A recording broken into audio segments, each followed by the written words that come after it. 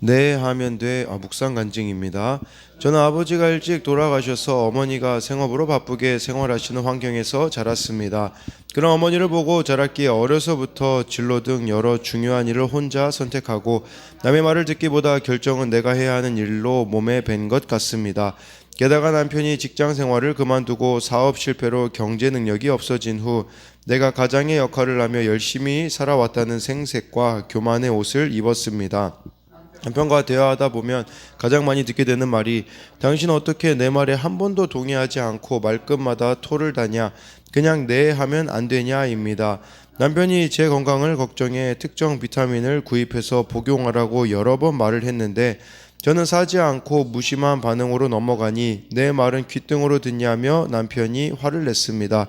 집에서 생활하는 남편이 무능해 보여 무시가 되었는데 그냥 네 하면 된다는 남편의 말이 거부감으로 다가왔습니다. 그동안 교회에서 아내의 머리인 남편의 질서에 순종하라는 말씀을 수차례 들어왔지만 머리로만 인정하고 속으로는 여전히 남편을 무시하는 교만이 있었습니다.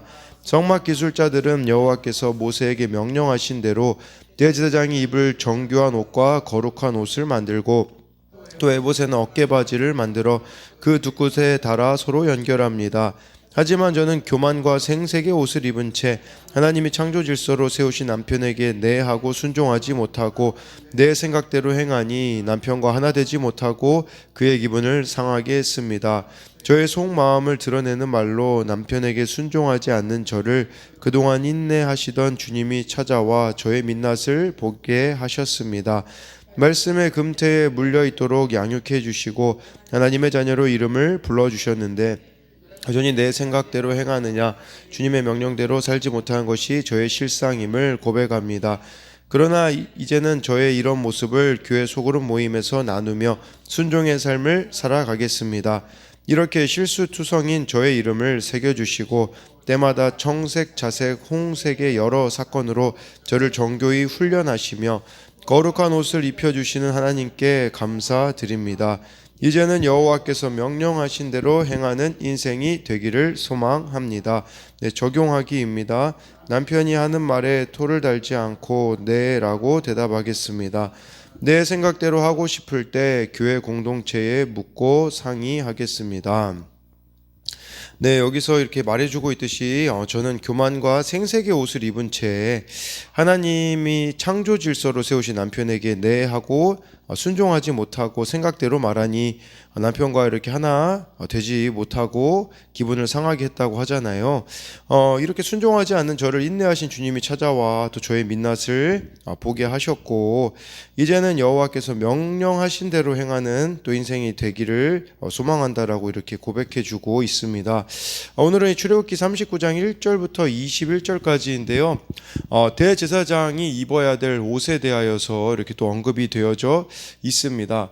1절에요. 그들은 여호와께서 모세에게 명령하신 대로 청색, 자색, 홍색 실로 성소에서 섬길 때 입을 정교한 옷을 만들고 또 아론을 위해 거룩한 옷을 만들었더라 라고 해가지고요.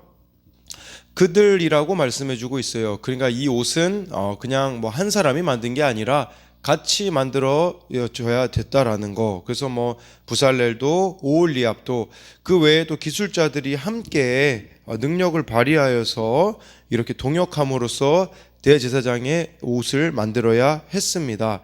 그리고 이 옷은 1절에 보니까 아론을 위해 거룩한 옷을 만들었다. 그러니까 이 옷이 거룩한 이유가 무엇이겠습니까? 그 이유는 거룩한 성소에서 이 제사장이 거룩하신 하나님을 섬길 때 이 옷을 입었기 때문인 거죠. 그러니까 또 이 옷이 거룩한 이유는 무엇이냐면 하나님의 말씀대로 만들어졌기 때문이에요. 그래서 여기 1절에 여호와께서 모세에게 명령하신 대로, 그러니까 우리가 입어야 될 옷, 이 거룩함의 옷은 무엇입니까? 바로 예수 그리스도라는 거예요. 그렇기 때문에 예수님의 의로움과 거룩함이 우리의 모든 더러움을 덮어줄 것이기 때문에 날마다 예수님으로 옷 입는다는 말은 다른 말로 하자면 날마다 여러분들이 말씀대로 이렇게 순종의 옷을 지어 입어야 그것이 우리들의 거룩함이 된다라는 거예요. 그래서 고린도전서 4장 2절에 바울은 이런 편지에서 이런 내용을 말하죠. 그리고 맡은 자들에게 구할 것은 충성이니라 라고 이렇게 말씀해 주고 있거든요. 그러니까 온전한 순종이, 이 온전한 충성이 즉 거룩함이다 라고 말씀하고 있어요. 1절에 대한 그렇기 때문에 적용 질문은 내가 날마다 주님의 도우심을 구하며 예수님으로 옷 입고 섬겨야 할 일은 무엇이 있습니까? 주님이 아닌 나를 위해 섬기면서 생색과 원망의 옷을 입고 있지는 않습니까? 네. 그래서 2절에 보니까요. 그는 또 금실과 청색, 자색, 홍색 실과 가늘게 꼰 배실로 에봇을 만들었으되라고 이렇게 말씀해 주고 있습니다. 뭐 이미지에 보듯이 저렇게 이 에봇 꼭 앞치마 같이 저렇게 만들었었죠. 근데 여러분 이 에봇 자체가 참 중요한 것은 아니라는 생각이 들어요. 왜 그러냐면요. 사사기에 보면요. 이 에봇은 사실 대제사장을 위하여서 지어지는 것인데 사사기에서는 기드온 같은 사람이 사사기 8장 27절에 이 에봇을 만들어서 자기 성읍에 두었던 그런 일을 저질러요. 그러니까 이 에봇이 뭐 만들어진 것도 중요하지만 하나님 앞에 바르게 사용될 때 거룩한 것이라는 것을 우리가 기억해야 돼요. 하나님을 떠나서는 이 에봇도 그냥 물건에 불과할 수밖에 없음을 기억해야 되는 거죠. 사실 이것은 우리의 신앙도 마찬가지지 않습니까? 이 신앙의 모든 외형적 행위도 마찬가지예요. 행위 자체가 거룩한 게 아니라 하나님과 바른 관계 안에 있을 때 거룩해지는 것이라는 것을 우리가 기억해야 된다라는 것이겠죠. 네, 그리고 여기 나와 있는 뭐 에봇이 금색, 이 금색은 뭐 예수님의 영광을, 청색은 그 안에 있는 생명을, 홍색은 예수님의 고난의 피를, 또 자색은 왕 대신 예수님의 권위를, 가늘게 꼰 흰 배실은 죄를 용서하시는 예수 그리스도의 은혜를 상징하는데 정말 이 옷에 합당한 삶을 예수님께서는 사셨다라고 할 수 있죠. 그래서 2절에 대한 적용 질문은 나에게 있어서 이 신앙생활은 형식이나 습관에 불과하지는 않습니까? 아니면 하나님과의 생명의 관계를 나는 맺고 살아가고 있습니까? 3절에요. 금을 얇게 쳐서 오려서 실을 만들어 청색, 자색, 홍색 실과 가늘 배실에 섞어 정교하게 짜고 라고 해서 이 금 같은 경우는 얇게 치고 오려서 또 이렇게 정교하게 어울려져야 했다라는 거예요. 이걸 가지고 오늘 아침에 그 큐티 묵상 김영재 목사님이 말씀하신 걸 들어보니 그런 내용이 나오더라고요. 우리들의 삶도 이 금처럼 오려질 때도 있어야 되고 얇게 침을 당할 때, 그러니까 두드림을 당할 때가 있고 또 오려짐으로 이 금이 쓰여지듯이 우리들의 삶 또한 두들김과 오려짐의 사건을 통해 하나님께 쓰임 받게 된다라고 이렇게 이야기를 하시더라고요. 그래서 이 3절에 대해서도 적용 질문으로는 여러분은 어떤 두들김과 오려짐의 사건을 겪었습니까? 그 일로 어떻게 주님께 쓰임을 받고 있나요? 라고 해서요. 이제 뭐 4절부터 7절까지 뭐 어깨바지에 대한 부분이 뭐 4절에 보면 나와 있고요. 이 7절로 넘어가게 되어지면요. 어깨바지에 저 이미지에 보듯이 에봇 어깨바지에 달아 이스라엘의 아들들을 기념하는 보석을 삼았으니 여호와께서 모세에게 명령하신 대로 하였더라. 이 어깨바지에는요 12 이스라엘 그 지파의 이름이 새겨져 있었습니다. 대제사장의 어깨에 이렇게 새겨져 지고 7절에 보니까 이것을 기념하는 보석을 삼았다라고 하거든요. 이 기념하는 보석이라는 말을 원어로 보면 기억하는 보석들이라는 뜻이에요. 그러니까 이 12지파를 늘 대제사장은 기억해야 되었었다라는 것이고 또 12지파를 늘 어깨에 짊어지고 가야 되었다라는 의미가 되는 거겠죠. 그러니까 이스라엘 백성을 대표해 하나님 앞에 나아가야 됐다라는 거죠. 그러니까 이것은 우리들에게 있어서는 나 또한 먼저 믿은 자로서 어깨에 짊어져야 되는, 내가 그들을 대표해서 또 하나님 앞에 날마다 나아가야 되는 의무도 있다라는 것으로 볼 수 있는 거예요. 그래서 이 4절부터 7절에 대한 적용 질문은 가족과 동료들의 구원을 위해 먼저 믿은 자로서 제사장의 역할을 잘 감당하고 있습니까?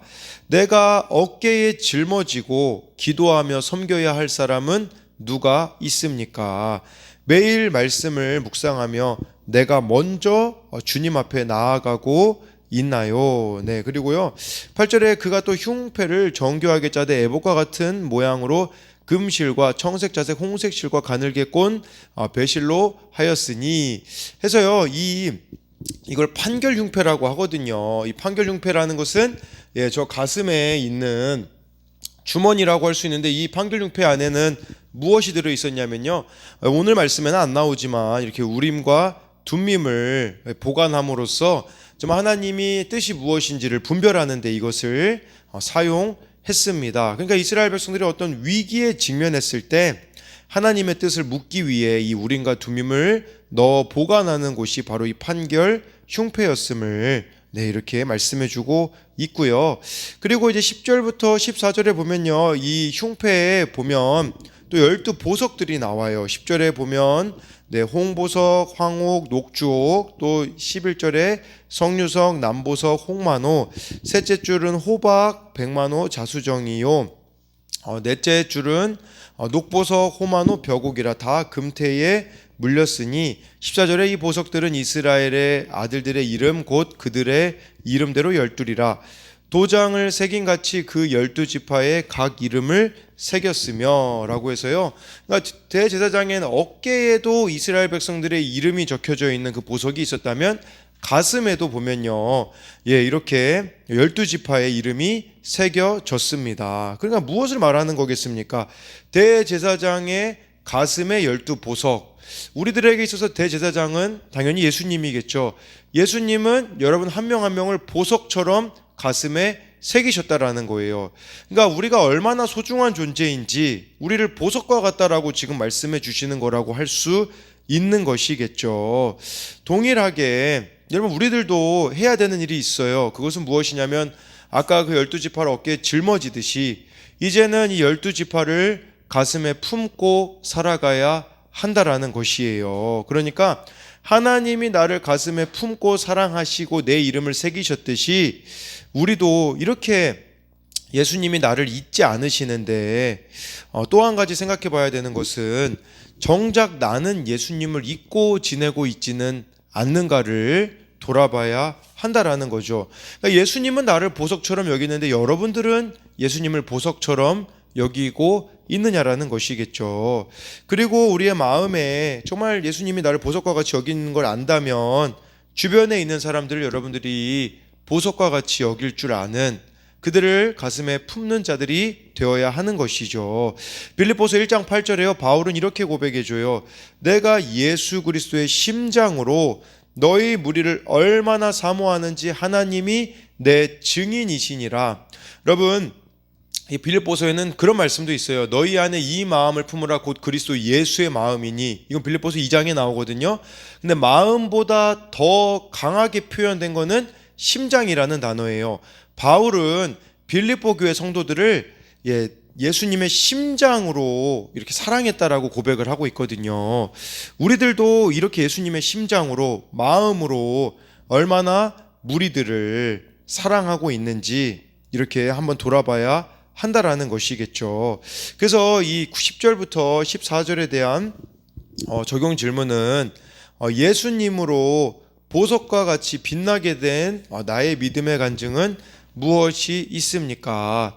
지금 나는 내 마음의 중심에 무엇을 새기며 살아가고 있습니까? 또 한 가지는 내 주변에 있는 자들을 정말 예수님의 마음으로 예수님의 심장으로 우리가 사람들을 보석과 같이 여기고 있는가, 이것을 통하여서 좀 돌아봤으면 좋겠습니다. 나머지 15절부터 21절까지 내용들은 따로 여러분들에게 언급할 부분들이 이렇게 없다고 여겨져서 따로 설명은 드리지 않지만 근데요 중요한 것 중에 하나는요, 이 대제사장 옷에 대하여서는요 여호와께서 모세에게 명령하신 대로 라는 이 단어가 무려 7번이나 나온다라는 사실이에요. 성경에서 숫자 7은 완전수, 또 온전한 수라고 볼 수가 있는 거죠. 그만큼 이 대제사장의 옷을 만드는 데 있어서 특별히 중요했던 것은